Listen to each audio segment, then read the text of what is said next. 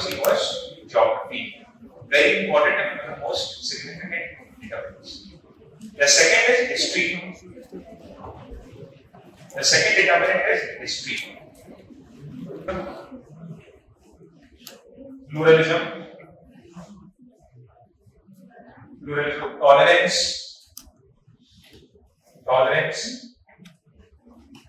These are some of the similar. When we say Vasudhaiva Kutumbakam, the whole world is a family, it shows tolerance and unity. When we read about Gandhism, it talks about non-violence. Okay. So India, after independence, included the civilizational ethos as a very critical component of its foreign policy. The policy of tolerance, inclusivity emerges from Buddhism, Jainism, and Gandhism. And because of these policies, because of the policy of tolerance and inclusivity, we actually, in the first government, 1947 to 51 and 51 to 56, when Jawaharlal Nehru was the Prime Minister, had these as the stated policy of India's foreign policy. Anti-colonialism, anti-imperialism, leadership to the UN decolonization committee. There was a committee in the United Nations known as the UN Committee of Decolonization that promoted the expansion of efforts of decolonization across the world. Therefore, anti-colonialism, anti-imperialism, and leadership to the UN decolonization committee was also something that we retained from our history because of the experiences of the British. Because we were ruled by the Britishers, we inculcated the policy of anti-colonialism, anti-imperialism, leadership to UN decolonization committee after we got independent under the leadership of our first Prime Minister Jawaharlal. Not just this, because of history,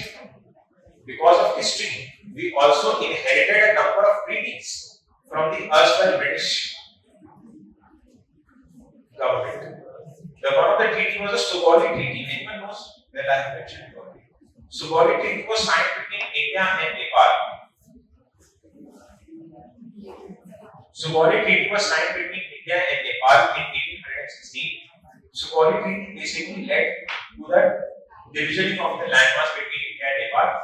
And if you remember, yesterday I told you that Nepal revised its map in order to showcase that Lipu Lake and Lipiagura are part of Nepal, though they are in Indian control. Actually, in Sugauli Treaty, Lipu Lake and Lipiagura are part of India. Nepal revised those maps to showcase them as part of Nepal.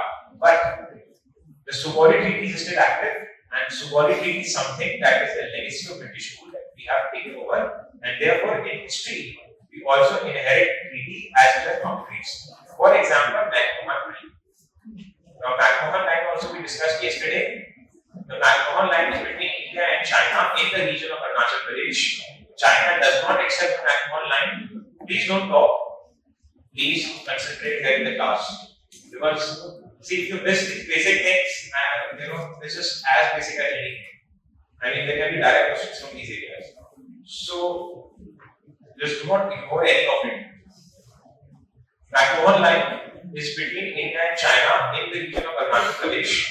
This was formed in Shimla Treaty, Shimla Accords of 1913 between the British Indian government, the Tibetan authorities, and the then Chinese government.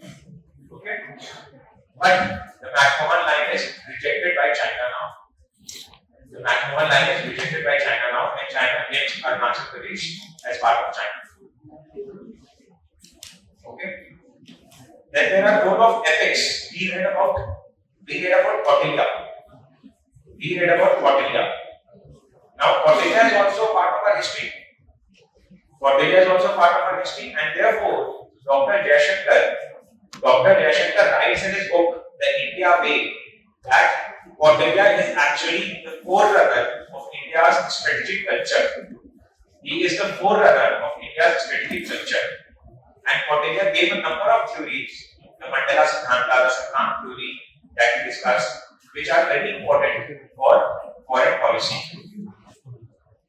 But apart from that also, the Indian culture has epics and books that are very important for understanding foreign policy. One of them is Ramayana.